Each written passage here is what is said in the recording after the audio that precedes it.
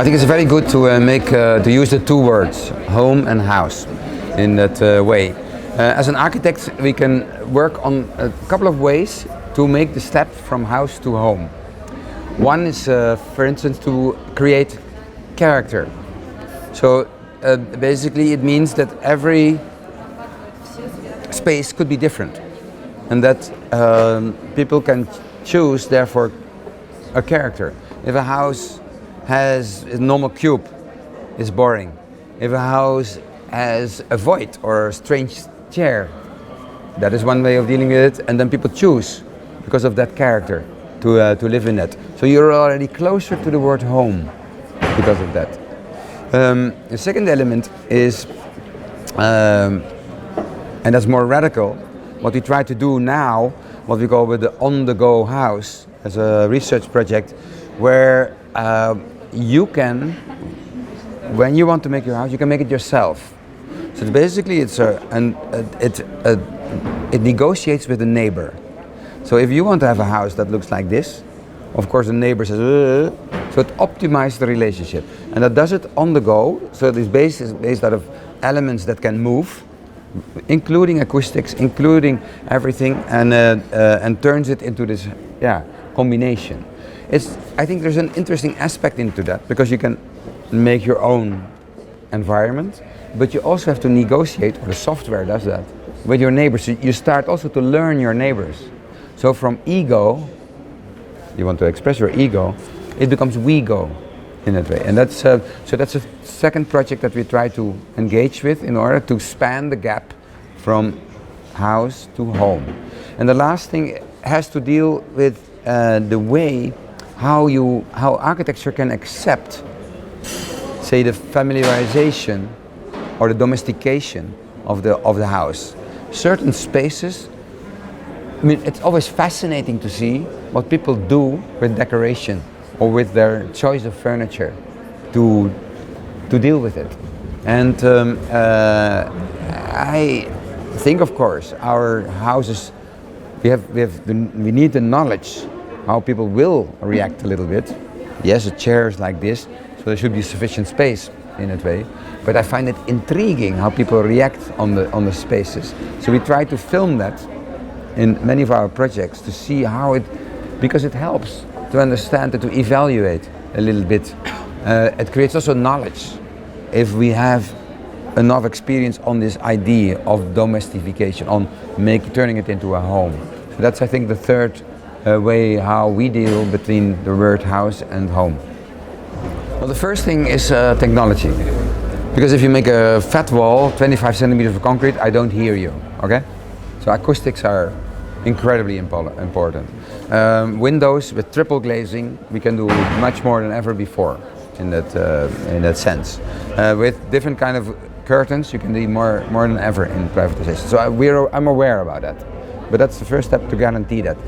On the other hand, I know that people would like to share more, they want to have actually tinier places, as long as they can have a kind of garden, or if they have people that are nice next to them, and to share things. The sharing economy is also there, and especially with the younger generation that wants to go beyond the anonymity of the town, and that feeds indeed also a process at this moment to make buildings that can accommodate that.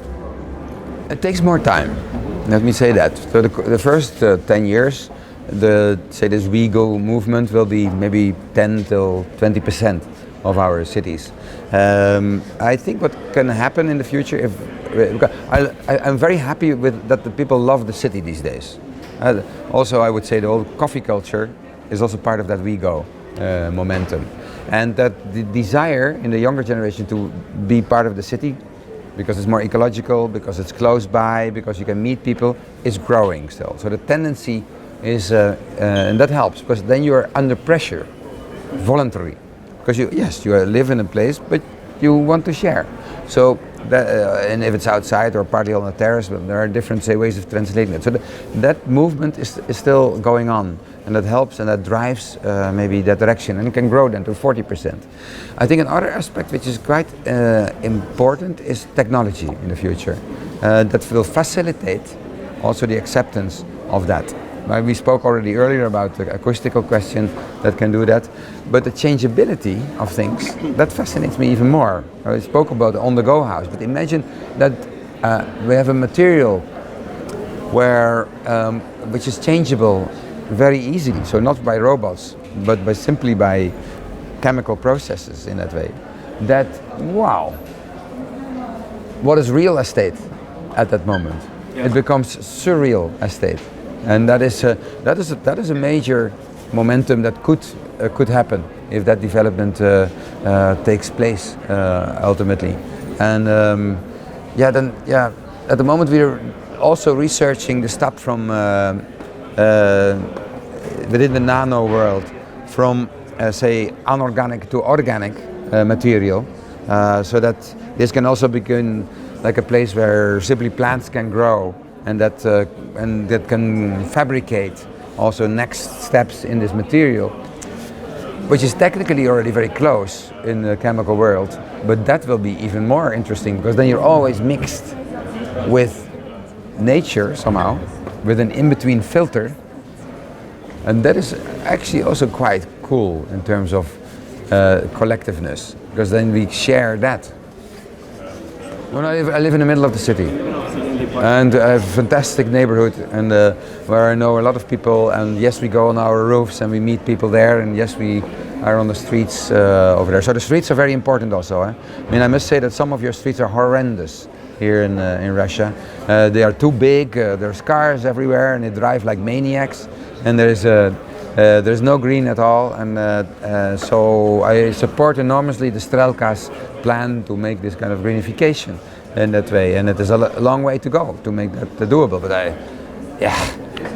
that's why I like the market hall, because you can see your neighbor, you can look into each other's eyes. I like it.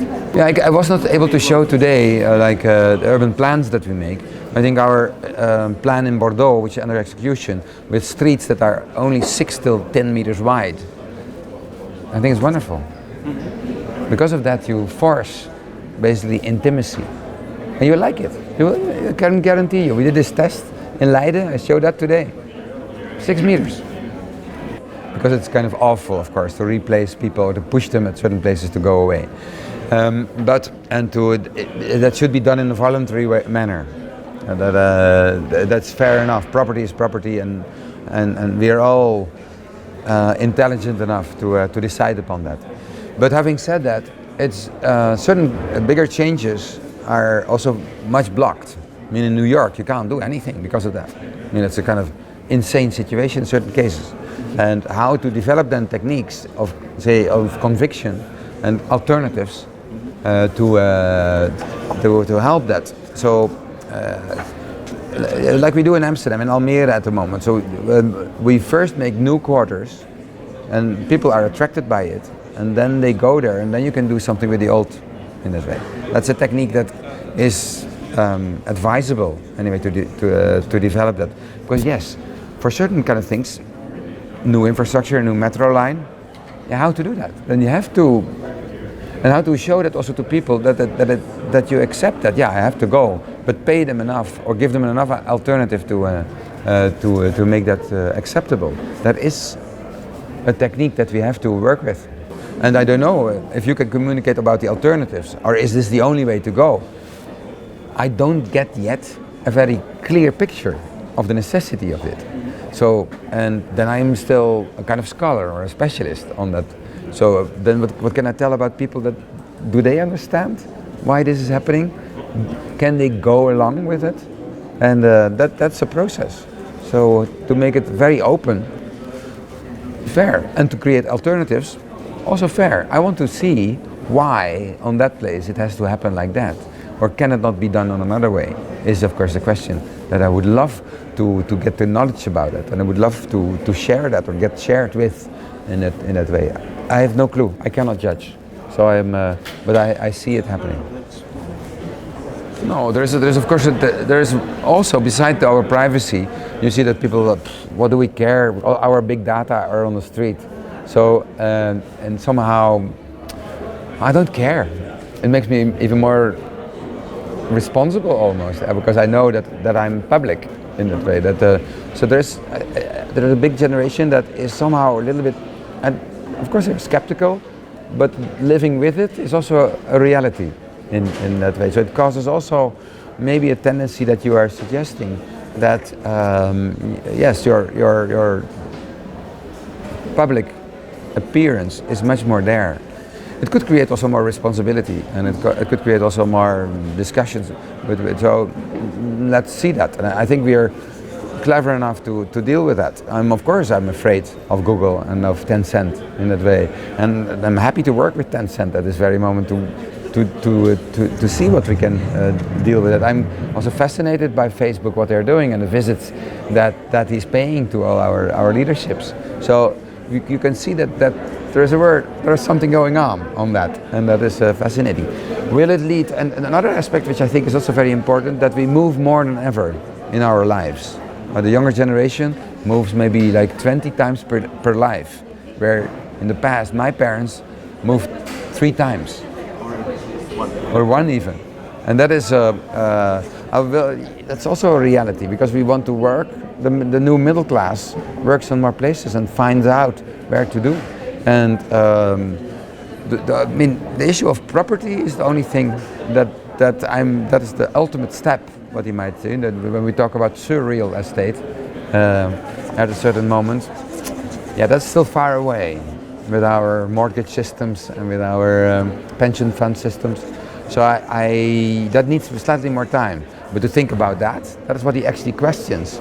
I call it light urbanism. So when houses are light, they can move and change easily. Then you don't have real estate anymore.